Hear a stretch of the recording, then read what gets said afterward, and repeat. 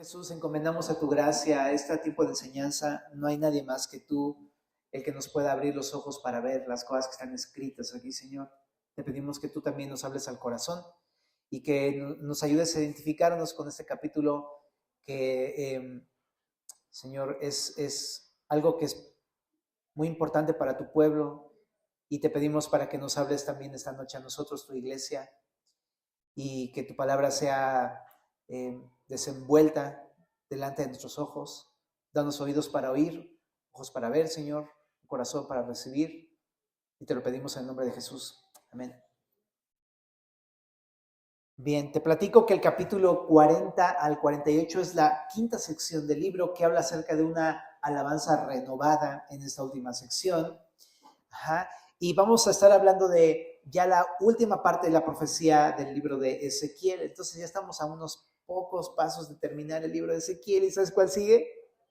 Daniel. O sea, tengo una emoción de empezar Daniel. Pero bueno, pero Ezequiel no se queda corto, ¿verdad? Nos ha hablado Dios mucho acerca de este libro. Pero te quiero platicar de qué trata esta última parte del libro de Ezequiel.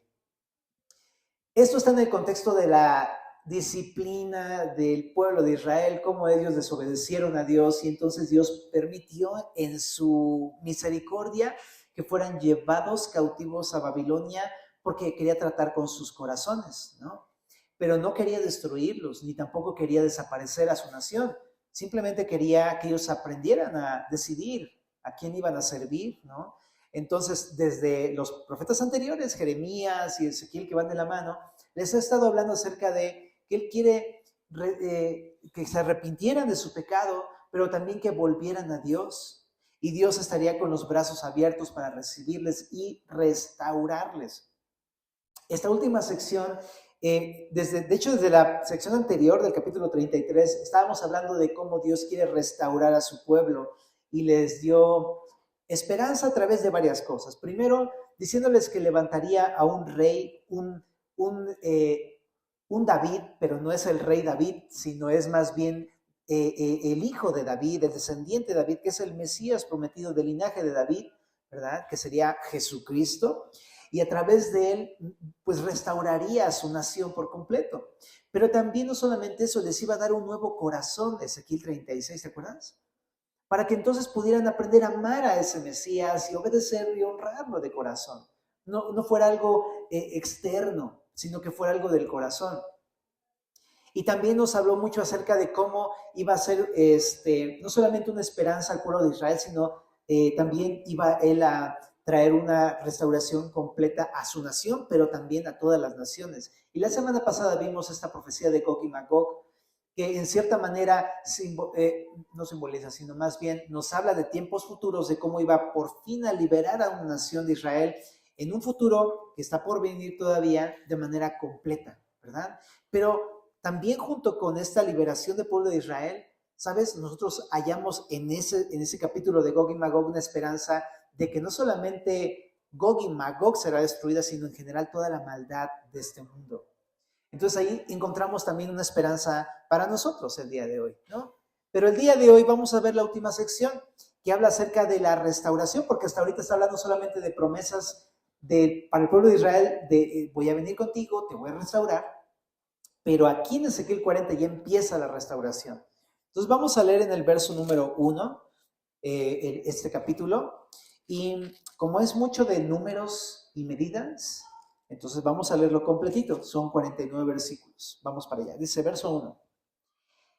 En el año 25 de nuestro cautiverio, al principio del año, a los 10 días del mes, a los 14 años después que la ciudad fue conquistada, en aquel mismo día vino sobre mí la mano de Jehová y me llevó allá. Solamente antes de continuar, decirte la fecha, es el 28 de abril del 573.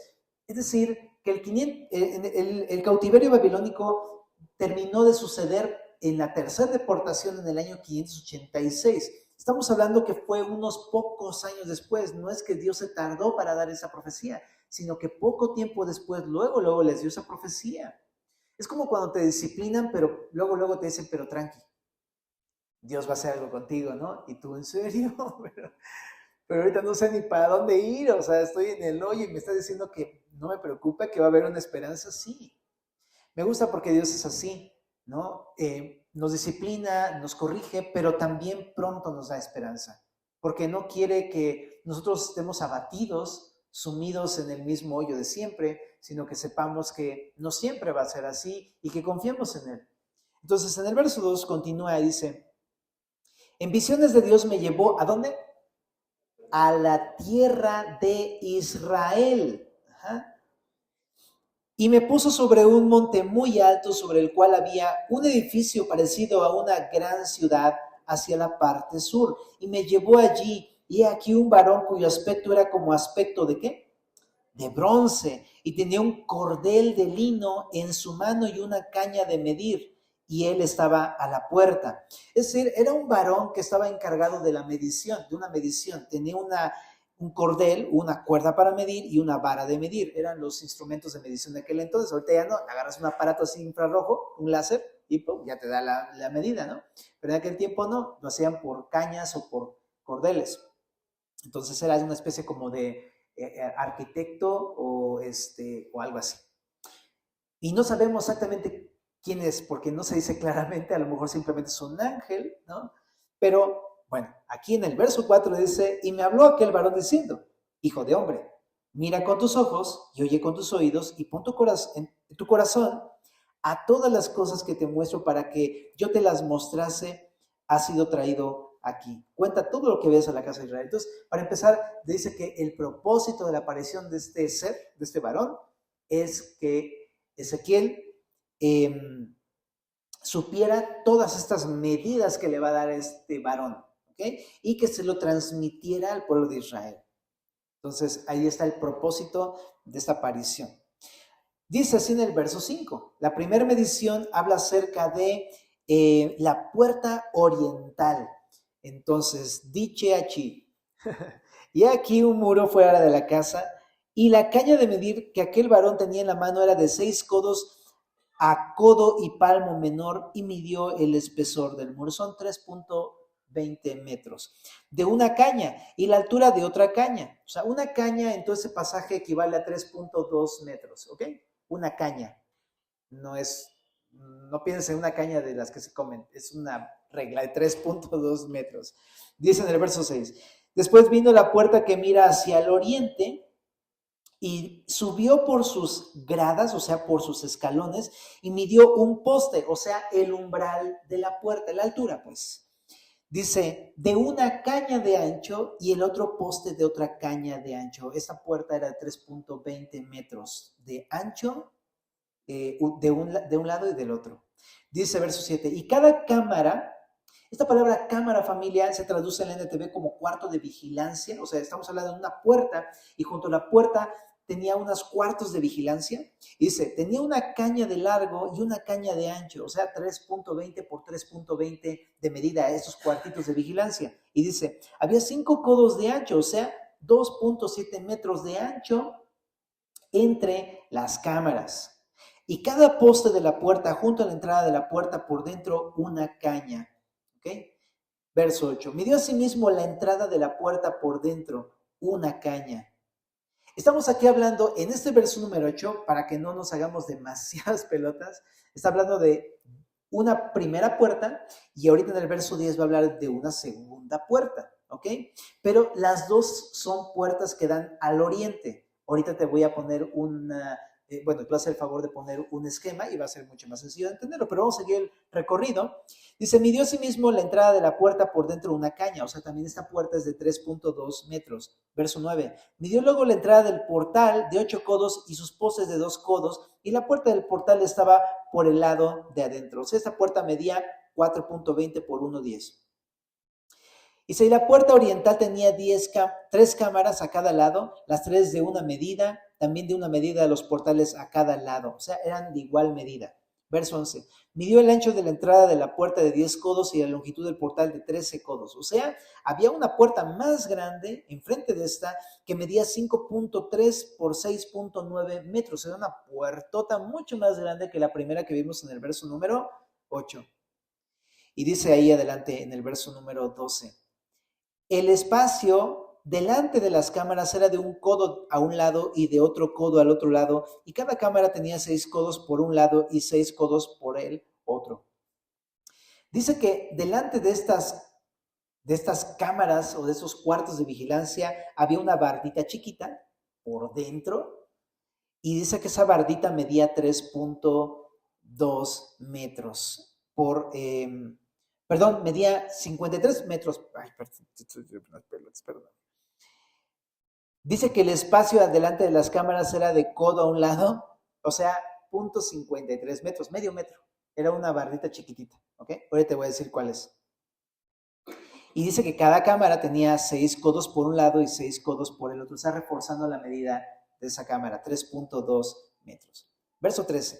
Midió la puerta desde el techo de una cámara hasta el techo de la otra, 25 codos de ancho, puerta contra puerta. Está hablando aquí de un pasillo, que es la medida entre las cámaras al lado de la puerta. Ahorita te voy a mencionar cuál es esa medida. Y midió los postes de 60 codos, cada poste del atrio y del portal, todo en derredor. Dice que son 60 codos, esto es 31.8 metros. Y desde el frente de la puerta de la entrada hasta el frente de la entrada de la puerta interior, 50 codos, es decir, 26.5 metros. Y había ventanas estrechas en las cámaras y en sus portales por dentro de la puerta alrededor, y asimismo en los corredores, y las ventanas estaban alrededor por dentro, y en cada poste había palmeras. Ahora sí, si nos puedes hacer el favor de poner ahí el primer esquema, te lo agradecería muchísimo. Sí lo encontré. Ándele, papá, ahí está. ¿Qué estamos viendo aquí en la primera sección? En la primera sección estamos viendo del verso 5 hasta el verso número 16 la descripción de las medidas que le está mostrando este varón. ¿De qué estamos hablando? En todo el capítulo te vas a dar cuenta que habla acerca de la medida del templo de Jerusalén. Está muy interesante esto. Pero antes de explicarte de qué está hablando los versículos, quiero decirte que le está dando las medidas del templo en una época en la que ellos están cautivos en Babilonia y acababan de destruir el templo y Jerusalén por completo, estaba todo destruido. Entonces no existía nada, pareciera que esos son los planos y las medidas del templo que tenían que reconstruir, pero no se sabe exactamente si estas medidas son de la época del regreso del cautiverio, en la época de Nehemías y Esdras, o en la época de la vida del rey Herodes, porque el rey Herodes reconstruyó el templo ya por tercera ocasión. Bueno, más bien por segunda ocasión, porque primero era Salomón, luego lo hizo Nehemías y Esdras, y luego después Herodes. ¿Okay? Entonces, no se sabe. Algunos piensan incluso que es un plano para la reconstrucción final de Jerusalén en los tiempos futuros, pero ahí tengo un que ver con esa interpretación, porque en Apocalipsis 21 dice que Jesús mismo es el templo y no había templo. Entonces yo no creo que sea de un futuro, sino más bien creo que es de esa época, quizá de la época de Nehemías o la de Herodes, ¿ok? Entonces, pero bueno, dicho eso, lo que está mostrando a Ezequiel al darle todo este esquema es decirle, va a haber una reconstrucción, Ezequiel, va a haber una reconstrucción. Voy a volver a reedificar todo lo que se ha destruido en su ciudad. ¿Se cacha la idea? Ahora, este primer bloque del verso 5 al 16 está hablando de estas dos puertas. Esta es la puerta oriental. Mira, para poder ubicar todo este mapa se ve así, pero realmente el norte está aquí. Este es el este, y este es el sur, y este es el occidente. ¿Ok? Entonces, esta puerta de este lado oriental da al sol, donde sale el sol, ¿no? Al oriente, y enfrente de este monte del templo estaba de este lado, el monte de los olivos. De este lado sur estaba la ciudad de David, ¿ok? Y de este lado arriba está la fortaleza Antonia, donde vivía Herodes y todo esto. Ajá. Y bueno, para que ubiques un poquito cómo está situado este esquema. Pero empieza hablando acerca de la reconstrucción y las medidas de esta puerta oriental y de esta puerta oriental. Las dos son las puertas orientales, pero una es la puerta exterior y otra es la puerta interior. La puerta exterior es la puerta que da hacia afuera del monte del templo y la puerta interior es la que da al patio interior, que está exactamente junto al lugar, ya como tal al santuario, al lugar santo y lugar santísimo. Entonces de repente parecía un poco revuelto, pero lo que simplemente hace es darte las medidas primero de esta en el verso 8 al 9 y después del 10 en adelante de esta otra. Son las medidas de las dos. Y si te das cuenta, pues sí, la de afuera está más grande, por eso mide 4.2 metros, ¿verdad? Perdón, 5.30 por 6.90 metros. Y esta de acá mide,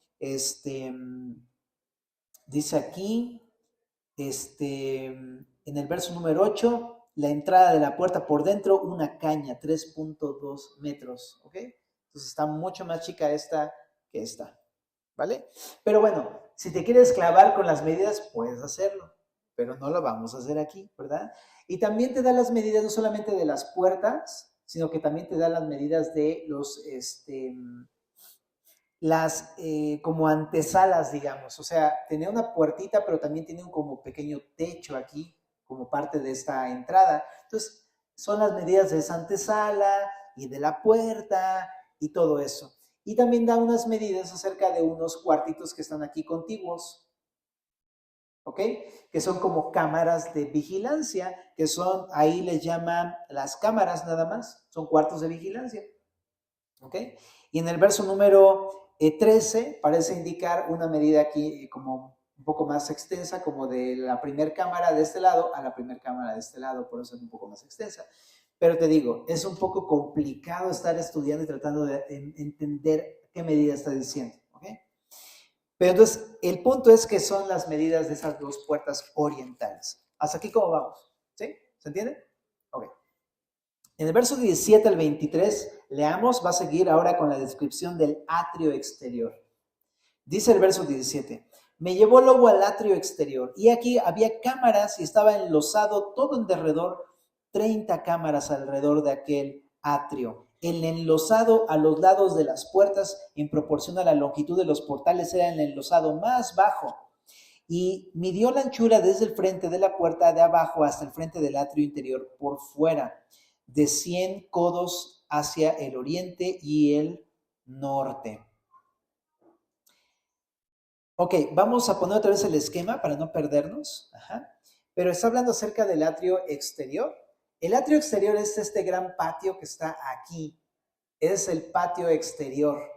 Era también llamado el patio de los gentiles. Aquí solamente podían entrar personas que no eran judías. Los judíos podían entrar hasta el atrio interior que está en esta parte, pero en el exterior solamente los gentiles. ¿Estamos? Entonces está hablando acerca de toda esta zona de aquí y empieza diciendo que estaba rodeado de cámaras, que son cuartos, y son 30 en total aquí alrededor, por eso se ven aquí 10, 20 y 30, ¿ok? Son 30 cuartos interiores y también había un enlosado. Esto se traduce en la NTV como un muro de piedra. Entonces, ese muro es este de aquí en la orilla, que es el muro completo alrededor de todo el templo. ¿Nos puedes poner la fotografía de la maqueta? Esta es una maqueta en miniatura del templo de Jerusalén y de la ciudad antigua de Jerusalén, ¿ok? Este existe, es una escala muy pequeña que está en Jerusalén y lo puedes buscar en Google y lo puedes ver en YouTube. Está impresionante la maqueta, pero aquí se aprecia mucho mejor, si hay chance de hacer zoom, no sé si se puede hacer eso, pero aquí se ve completamente todo el muro de piedra que fue construido alrededor. ¡Wow! Asústame. Está impresionante, ¿verdad? Todo ese es un muro alrededor, ¿no? Ese es el enlosado y ahí, bueno, se ven unas columnas, pero realmente ahí estaban las cámaras alrededor, ¿verdad?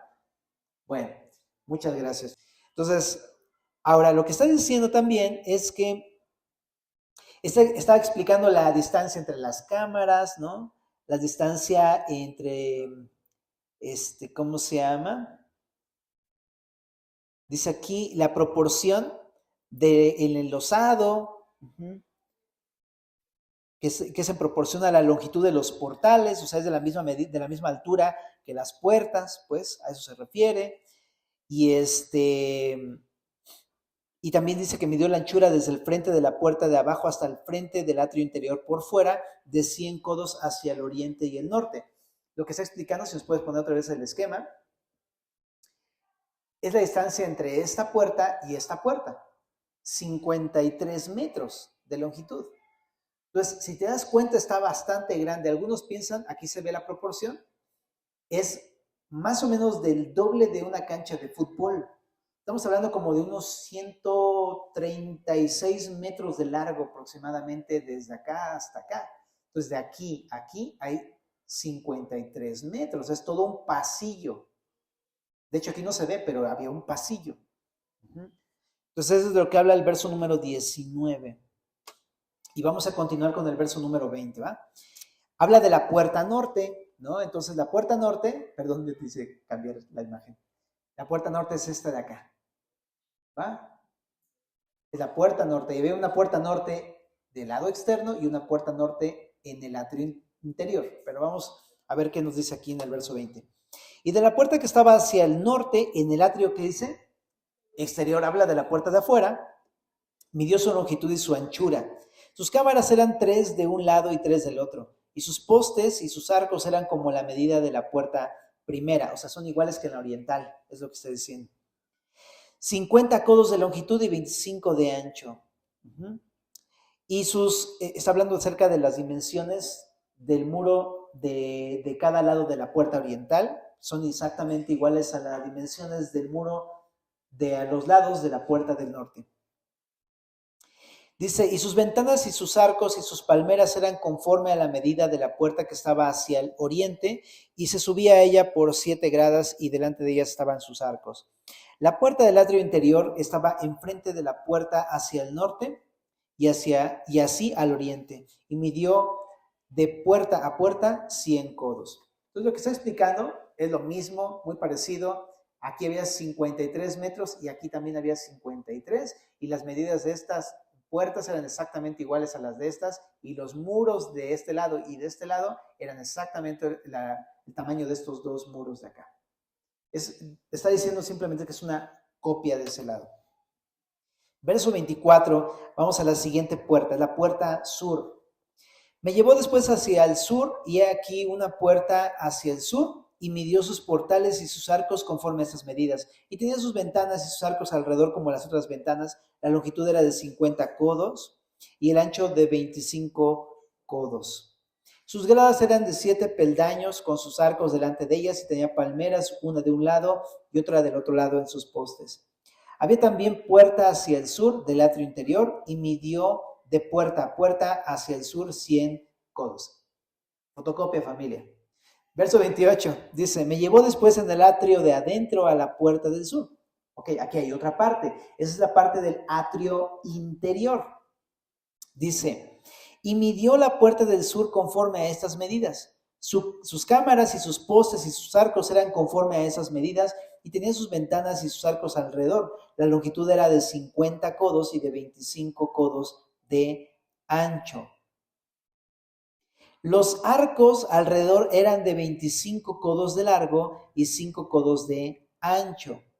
Y sus arcos caían fuera del atrio con palmeras en sus postes, y sus gradas eran de 8 peldaños. Y me llevó al atrio interior hacia el oriente, y midió la puerta conforme a estas medidas. Eran sus cámaras y sus postes y sus arcos conforme a estas medidas, y tenía sus ventanas y sus arcos alrededor. La longitud era de 50 codos y la anchura de 25 codos. Y sus arcos caían fuera del atrio con palmeras en sus postes de un lado y de otro, y sus gradas eran de 8 peldaños. Me llevó luego a la puerta del norte y midió conforme a estas medidas. Sus cámaras, sus postes, sus arcos y sus ventanas alrededor, la longitud era de 50 codos, de 25 codos de ancho. Sus postes caían fuera del atrio, con palmeras a cada uno de sus postes, de un lado y de otro, y sus gradas eran de 8 peldaños. Entonces, bueno, regresando un poquito al esquema para hacerte un poquito más fácil la descripción, lo que está hablando ahora es de las dimensiones del atrio interior, de esta zona de acá, ¿ok? Entonces, este atrio también tenía medidas igual que acá afuera, ¿no? Pero si te das cuenta, eran mucho más pequeñas, ¿no? Las medidas, dice ahí, habla de muros que miden 26.5 por 13.3 metros. Entonces, está hablando, por supuesto, de los lados de los muros, ¿no? Pero más adelante, en el verso 47 al 49, ya engloba toda el área de esta zona. Entonces es un poco más grande, ahorita lo vamos a ver. Pero de mientras está hablando acerca de los lados contiguos del atrio interior. Bueno, y también de lo que habla es que pues hay una misma medida de este lado y de este lado en las puertas del atrio interior hacia afuera. Bueno, ahora vamos al verso número 38, porque aquí hay una nueva área que está mencionando. Dice, y había allí una cámara y su puerta con postes de portales, allí lavarán el holocausto. Y en la entrada de la puerta había 2 mesas a un lado y otras 2 al otro para degollar sobre ellas el holocausto de la expiación y el sacrificio por el pecado. A un lado, por fuera de las gradas, a la entrada de la puerta del norte, había 2 mesas. Y al otro lado, que estaba a la entrada de la puerta, 2 mesas. 4 mesas a un lado y 4 mesas al otro lado. Junto a la puerta, 8 mesas sobre las cuales degollarán las víctimas. Las 4 mesas para el holocausto eran de piedra labrada, de 1,5 codos de longitud y de 1,5 codos de ancho y de 1 codo de altura. Sobre esas pondrán los utensilios con que degollarán el holocausto del sacrificio. Y adentro ganchos de 1 palmo menor, dispuestos en derredor, y sobre las mesas la carne de las víctimas.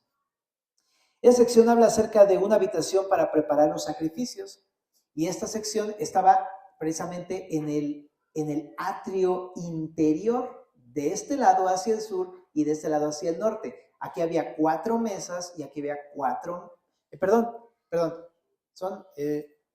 sí, exacto, 4 mesas aquí, 2 del lado izquierdo y 2 del lado derecho, 2 del lado izquierdo del norte y 2 del lado derecho. En total son 4 y 4, en total son 8 mesas.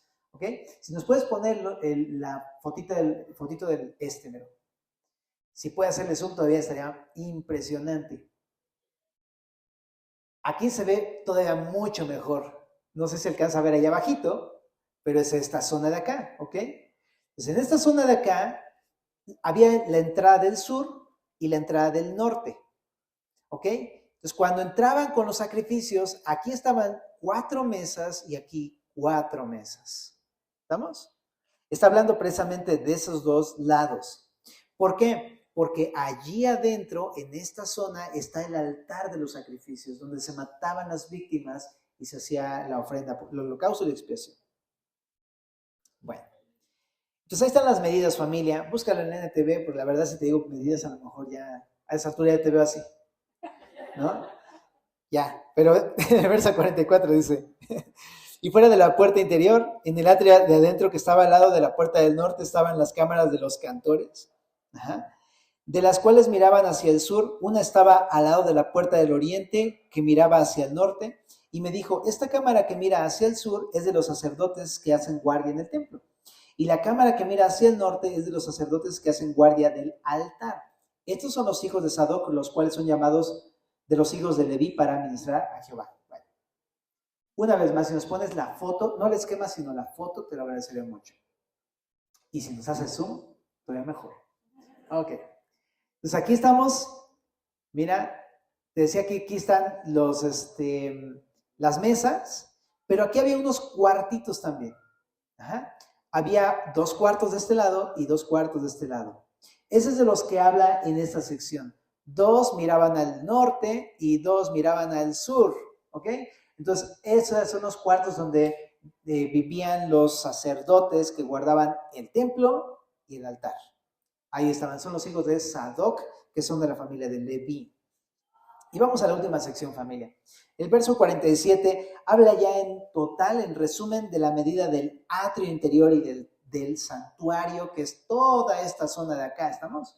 Entonces, fíjate. Y midió el atrio 100 codos de longitud y 100 codos de anchura, ¿ok?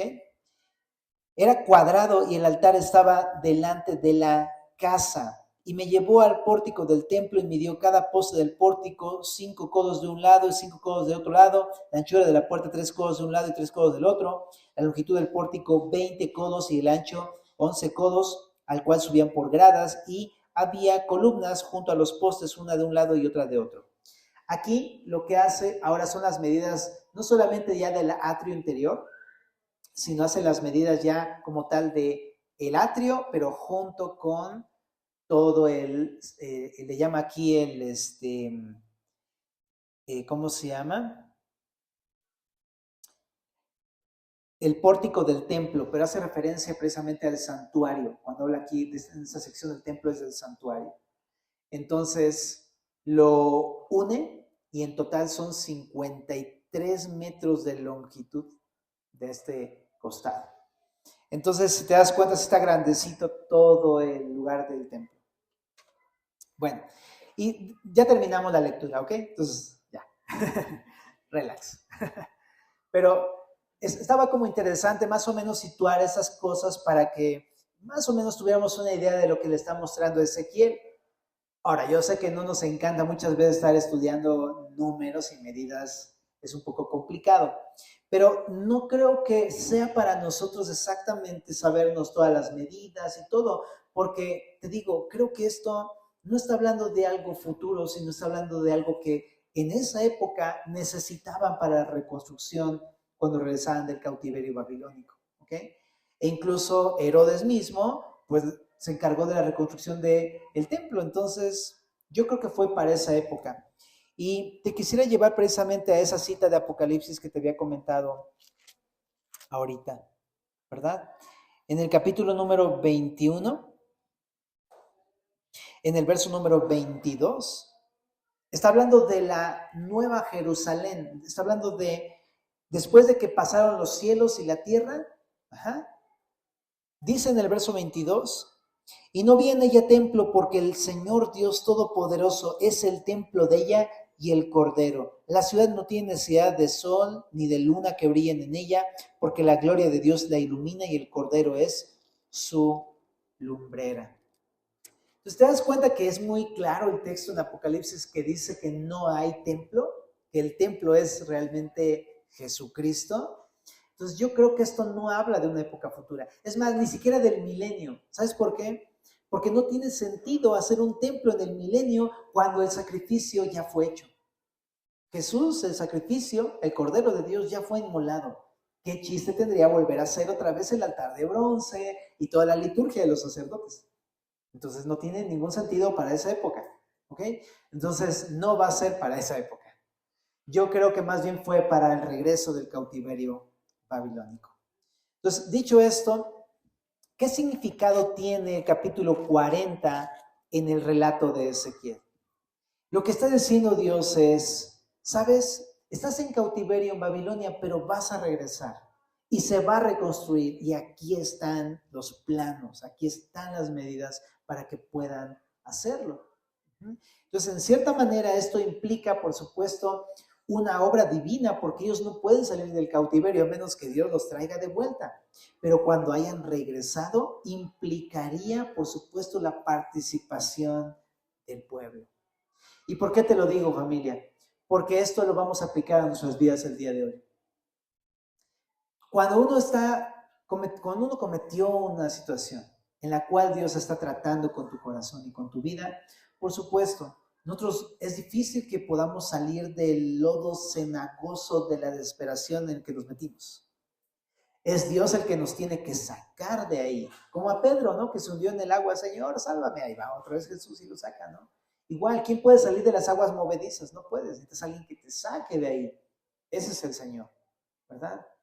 Pero cuando te saca, Él quiere que tú y yo participemos de esta obra de restauración. Y eso es importante. Él quiere hacer una obra de restauración en nuestras vidas, pero también quiere que nosotros participemos de esa obra. Nosotros no la hacemos, la hace Dios cuando nosotros participamos en esa obra de restauración. Y dicho esto, ¿sabes? Una de las primeras cosas que yo veo aquí es muy parecido a lo que veo en el libro de en el libro de Efesios, en el capítulo número 3. Entonces voy a ir para allá contigo. Efesios 3, en el verso número 14. Dice así, Pablo: por esta causa doblo mis rodillas ante el Padre de nuestro Señor Jesucristo, de quien toma nombre toda familia en los cielos y en la tierra, para que os dé, conforme a las riquezas de su gloria, el ser fortalecidos con poder en el hombre interior por su Espíritu. ¿Para qué? Habite Cristo por la fe en vuestros corazones. Cuando estudiamos esta porción en Efesios, me llamó mucha atención porque no habla acerca de el momento en el que tú y yo creemos en Jesús. Pablo le está hablando a cristianos, personas que ya han depositado su fe en Jesús, pero esas personas de Efesios vivían lejos de Dios. Y lo que le está diciendo en este versículo es que él ora para que entonces Jesús venga a habitar entre ellos, pero no como antes, sino que habite entre ellos como su Señor y su Dios. Y eso es lo que yo veo cuando Dios le muestra esas medidas a Ezequiel. Lo que le está diciendo el Señor a su pueblo es: yo quiero habitar entre ustedes nuevamente, pero como Rey y Señor. Y aquí dice la forma: por la fe en vuestros corazones. Si tú no crees en Jesús, que Jesús pueda hacer la obra de restauración en tu vida, yo dudo mucho que pueda haber una situación de cambio en tu vida. Realmente el hecho de que Jesús venga y otra vez venga a tu vida a tomar el dominio y posesión de tu corazón y tu vida, es una situación de fe. Y yo lo que veo es, primeramente, eso es como una pauta que tenemos que tener. Si yo quiero que Dios restaure mi vida, necesito confiar en el Señor Jesucristo. No solamente en que Él pueda hacer la restauración en mi vida, sino que pues Él es Dios, Él es Señor, Él es el soberano. Necesito confiar, aprender a confiar en Él. También otro versículo en el que quiero llevarte, mi querida familia, es en 2 de Corintios 6, 16. Esto está en el contexto de un pecado que está cometiendo los corintios. Los corintios se habían alejado de Dios y se habían ido tras los ídolos. Entonces, por eso en ese contexto les dice este pasaje, les dice: ¿qué acuerdo hay entre el templo de Dios y los ídolos? Te das cuenta que el problema de los corintios era la idolatría, ¿no? Habían dejado a Dios y empezaban a confiar en cosas que no eran Dios. Entonces les dice: porque vosotros sois el templo del Dios viviente, como Dios dijo: habitaré y andaré entre ellos y seré su Dios y ellos serán mi pueblo. Lo que está diciendo Pablo es una cita de Levítico que también vimos en Ezequiel 37, el anhelo de Dios de venir con su pueblo y otra vez volver a ser su Dios, porque ellos lo habían abandonado. Eso está en Ezequiel 37, 27. Y Dios les expresa este deseo: yo quiero habitar y andar entre ustedes. Pero Pablo toma este versículo, estos versículos, y los aplica a la iglesia. Cuando uno está en un proceso de pecado, uno ha dejado a Dios. Pero Dios nos expresa su anhelo. ¿Sabes? Yo no quiero, o sea, tú me dejaste, pero yo no quiero ser ajeno a tu vida. Yo quiero volver a venir a habitar contigo como tu Rey y Señor, Efesios 3. Y quiero venir contigo otra vez y habitar contigo y andar contigo otra vez.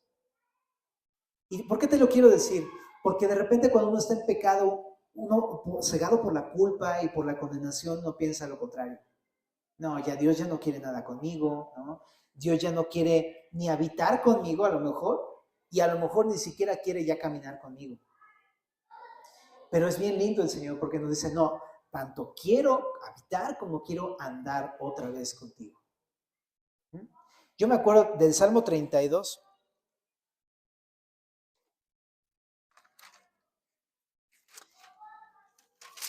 El Salmo 32 es un salmo también de este proceso de arrepentimiento y de restauración. Pero una de las cosas de la restauración de la que habla este Salmo 32 es el verso 8. Dice: te haré entender y te enseñaré, ¿qué dice? El camino en que debes andar. Es lo mismo que estamos viendo en Corintios, donde dice, yo quiero andar contigo. O sea, el Señor cuando nos damos cuenta que Él nos acepta, Él nos está diciendo, yo quiero volver a andar contigo. Es más, te voy a enseñar a caminar de nuevo, cosa que a lo mejor no hiciste antes, pero quiero ayudarte a volver a hacerlo. Yo voy a estar contigo y te voy a decir por dónde vas a caminar. Ajá. Solamente ahí en el Salmo 32 dice, nada más no seas como el mulo, ¿verdad? Que dice que como el mulo, el caballo o el mulo sin entendimiento que han de ser sujetados con cabestro y con freno, porque si no nos acercan a ti. Casi la mayoría de los caballos necesitan esto, ¿verdad? Necesitan pues el cabestro, ¿no? Y las riendas y todo esto para frenarlos y para poder dominarlos, porque si no, entonces se van. Entonces, lo que está diciendo es eso. Quiero hacerlo, pero déjate. Esa es la participación de la cual estoy hablando. Necesitamos aprender a ser dóciles al Señor. Es una actividad que Él quiere hacer en nuestra vida, pero necesitamos dejarnos que Él haga en nuestras vidas. Y regresando a Corintios, en 2 de Corintios capítulo número 6, dice, habitaré y andaré entre ellos, ¿y qué dice? Y seré su Dios. Dios quiere ganarse nuestro corazón, de manera que ahora Él sea nuestro Dios nuevamente. Porque si pecamos y nos alejamos es porque no es nuestro Dios. Estamos teniendo como Dios a otras cosas, a otros ídolos. Pero Él otra vez dice, yo quiero volver a ti y ser tu Dios. Aquel que ames, aquel que obedezcas, aquel que adores. Entonces eso es una obra que Dios hace. Y dice, y ellos serán mi pueblo. Habla de esa respuesta. Ok, sí es cierto, Dios, tú tienes que ser mi Dios y yo voy a entregar mi corazón a ti como tu pueblo. Está hablando de una relación matrimonial, por así decirlo. Esposo y esposa, ¿no? Cristo y su iglesia unidos. Entonces, qué increíble, ¿verdad? El Señor quiere restaurarnos y quiere restaurar nuestra relación con Él y nuestro andar junto con nosotros. Es lo que quiere hacer Jesús, ¿vale? Pero ya no quiere vivir de la misma manera con nosotros, que como luego a veces hacemos, alejados, ¿no?, de Él. Bueno, y también hay otro versículo de este mismo tema de la restauración. Juan 14:23, Jesús dice, el que me ama, mi palabra guardará, y mi Padre le amará, y vendremos a Él y haremos, ¿qué dice ahí? Morada con Él. Me encanta porque lo que está diciendo es, quiero venir contigo a restaurarte, ¿no? Pero entrégame tu corazón. Y si me entregas tu corazón, yo voy a venir a habitar contigo, voy a venir a morar contigo. Y la manera de habitar, de rendirnos al Señor es obedeciendo su palabra. Es muy sencillo, familia. Es muy sencillo. Es dejar de desobedecer para volver otra vez a ser obedientes. Es un giro. Y esa decisión implica una rendición de corazón. El Señor quiere volver a restaurar su relación con nosotros, definitivamente. Y ahí dice, el que me ama, mi palabra me guardará, y mi Padre le amará, y vendremos a Él y haremos morada con Él. Entonces, si estás en desobediencia, si estás en pecado, el Señor quiere restaurar su relación contigo, comienza otra vez con Él. Vamos al Salmo 84, ¿vale?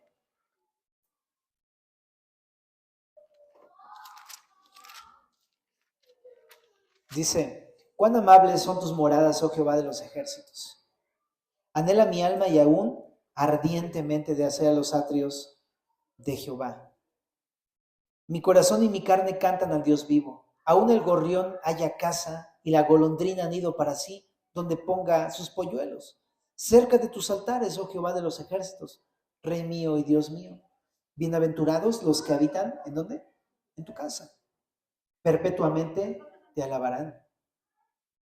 Y más abajo, en el verso número 10 dice, porque mejor es un día en tus atrios que 1000 fuera de ellos. Escogería antes estar a la puerta de la casa de mi Dios que habitar en las moradas de maldad. Entonces, yo lo que veo es que Una persona que está tan enamorada de su pecado no va a querer acercarse al Señor, sino más bien lo que va a decir, no, pues, o sea, eso es lo que quiero y eso lo voy a tener y lo voy a abrazar y no lo voy a soltar. Pero lo triste de eso es que cuando hacemos eso estamos dejando a Dios. Pero este salmista, ¿no?, que es David, entonces lo que está diciendo es lo contrario, ¿no? Yo prefiero a Dios sobre todas las cosas, ¿no? Prefiero un día estar en sus atrios que 1000 fuera de ellos. Yo prefiero, dice ahí, escogería precisamente estar a la puerta de la casa de mi Dios que habitar en las moradas de maldad. O sea, a lo mejor el pecado te puede ofrecer demasiado, pero para este hombre yo prefiero perderlo todo con tal de estar allí cerca de tu presencia. Entonces, lo leo, ¿por qué? Porque creo que nos enseña mucho. De repente pensamos que, cuando pensamos en el tema de restauración y que eso implica que yo deje mi pecado, de repente suena un poco como, ¿en serio tengo que dejarlo todo para seguir a Dios? Pero la idea de esto es, pues sí, pero vas a ganar demasiado. Estás ganando otra vez tu relación con Él, estás ganando otra vez, pues, estar en su presencia todos los días. Y junto con eso, todos sus cuidados y su amor, ¿no? Pero qué diferencia es amar al pecado y dejar a Dios, ¿no? Ahora, otra cosa, en este proceso de restauración, lo primero que restaura en nuestras vidas son nuestros muros, espiritualmente hablando. A mí me llamó muchísimo la atención en Salmo 51, en el verso 18, porque después de confesar su pecado, David, cuando pecó con Betsabé, de las últimas cosas que dijo David en el Salmo es: haz bien con tu benevolencia, Sión, edifica los muros de Jerusalén. Por supuesto, él está hablando de su situación personal. Su pecado con Betsabé pareciera que fue nada más un asunto familiar, pero no. Sus pecados morales de David repercutieron en toda la nación de Israel. Y más adelante, por sus hijos, que tuvo en pecado, tuvo muchísimos problemas en su reinado. ¿Okay? Entonces él está pensando en eso. Estoy destruyendo Jerusalén. Y él está pidiendo para que Dios reedifique la ciudad, que él mismo con sus acciones está, pues, destruyendo. Pero creo que eso lo podemos aplicar a nuestras vidas de la siguiente manera, ¿no? Cuando nosotros venimos al Señor y dejamos que Él restaure nuestras vidas, Él empieza a restaurarlas en verdad. Pero esto va después de la confesión y del arrepentimiento. No es hasta que yo confieso y me arrepiento de mis pecados que entonces empiezo a ver cómo Dios empieza a reedificar otra vez mi vida. Y lo primero que empieza es reedificando los muros. Los muros es, pues, lo que te protege de alrededor, ¿verdad? Pero es lo que pasa en nuestras vidas. Eso en lo que somos más vulnerables, eso es lo que Dios quiere comenzar a restaurar en tu vida. Eso en lo que todo el tiempo por ahí entra el pecado, eso es lo que quiere restaurar en nuestras vidas. Y empieza a levantarlos, ¿no? Y empieza a levantarlos altos para que entonces no vuelva a suceder. Quiero decirte que el proceso de restauración no solamente tiene que ver con, ya me arrepentí, ya me siento mal, ya lloré, ya lo dije y tan. No, el proceso de restauración tiene que ver con que tú estés, no solamente haber confesado tu pecado y arrepentido, sino que estés tan firme de modo que ya no vuelvas a caer como antes. Y eso es levantar los muros. Entonces yo creo que piensa en qué proceso estás, en qué parte del proceso estás. Si ya te arrepentiste, está increíble, pero ahora falta que aprendamos a estar firmes. Y eso lo va a hacer también el Señor, porque fíjate, dice en Zacarías 2:5, yo seré para ella, dice Jehová, muro de fuego en derredor y para gloria estaré en medio de ella. O sea, el mismo Dios es el que nos protege de esas cosas. También en el Salmo 18, por eso dice, Jehová roca mía y castillo mío, mi libertador, fortaleza mía, en él confiaré, mi escudo y la fuerza de mi salvación, mi alto refugio. Invocaré a Jehová, quien es digno de ser alabado, y seré salvo de mis enemigos. Es Dios mismo. En el Salmo 34:7 dice, el ángel de Jehová acampa alrededor de los que le temen y los defiende. Si te das cuenta, cuando uno simplemente toma esta actitud de decirle a Dios, hazlo, Señor, ¿no? Y le entregas y le confiesas y te arrepientes y todo, Él va a hacer eso. Te va a proteger para que no vuelvas a caer en eso mismo. Y también, hablando de las puertas, porque habla mucho de las puertas en esa sección, y con esto terminamos, familia. Este pueblo es muy parecido a la iglesia de la Odisea en Apocalipsis, porque era un pueblo que es un pueblo de Dios, pero habían dejado a Dios fuera de su vida, ¿no? Y en la iglesia de la Odisea les dice algo muy parecido a eso que estamos leyendo. Dice, he aquí, yo estoy a la puerta y llamo. Si alguno oye mi voz y abre la puerta, entraré a él y cenaré con él y él conmigo, ¿no? Entonces me encanta porque de alguna manera eso es lo que sucedió con Israel. Dejaron afuera al Señor y ahora quiere otra vez tener comunión con ellos en el templo, ¿no? Pero creo que eso lo podemos aplicar a nosotros, ¿no? El Señor es el que está queriendo volver otra vez a tocar tu puerta y venir contigo. Entonces simplemente es dejarle que Él otra vez entre a tu corazón y ocupe ese lugar que Él tiene que ocupar ahí. Pero también en Juan 10:9 dice, yo soy la puerta, el que por mí entrare será salvo, entrará y saldrá y hallará pastos. Jesús dice esto también ahí en Juan, cuando habla acerca de cómo Él es el pastor de las ovejas y Él es también la puerta del redil. Ajá. Y estas dos imágenes las ocupa para hablar acerca de su rebaño. Israel es como un rebaño y también la iglesia el día de hoy es el rebaño del Señor. Ajá. Entonces, lo que yo entiendo aquí en esta parte es como las puertas es para que podamos estar con Él adentro en su presencia, ¿no? Tener comunión con Él, pero evidentemente también, aparte del cuidado y protección que ofrecen las puertas, evidentemente las puertas también son para poder, ya que estamos firmes en el Señor y estemos restaurados en nuestras vidas, poder salir y poder compartir con aquellos que todavía están afuera, ¿no? Sí, es decir, si Dios ha restaurado tu vida de alguna manera, creo que tenemos la gran responsabilidad de poder ir con aquellos que todavía no. Y nosotros estamos viendo sus vidas destruidas, pero podemos ir a compartirles de la fidelidad de Dios. ¿Cómo? Pues mira, así lo hizo conmigo, ¿no? Increíble, ¿no? Y si tú no tienes que decir, a lo mejor primero tú eres el que tiene que entrar para ser restaurado. Vamos a dejarlos aquí, mi familia. Vamos a hacer una oración para terminar, ¿sabes? Señor, te damos muchas gracias porque sabemos que tú eres un Dios restaurador y tú sabes si realmente necesitamos eso en nuestras vidas el día de hoy. Y si tú consideras que eso es necesario en nuestras vidas, te pedimos que lo hagas.